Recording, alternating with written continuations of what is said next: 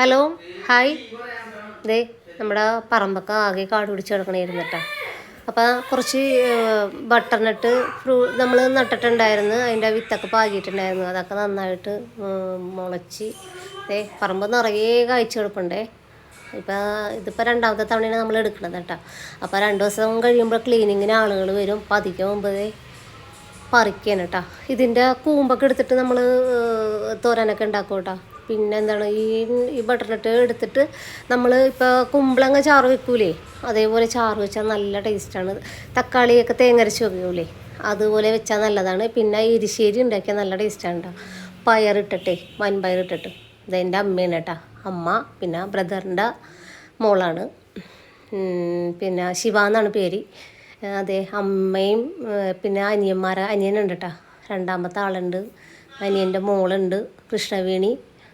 ഇത് ചേട്ടൻ്റെ ഒരു പെങ്ങളാണ്, അമ്മയുടെ അനിയത്തിൻ്റെ മോളാണ്. അനിയനാണ് കേട്ടത്. അപ്പോൾ എല്ലാവരും കൂടി നമ്മുടെ ബട്ടർനട്ട് ഫ്രൂട്ടൊക്കെ പറിച്ചെടുക്കുകയാണ്.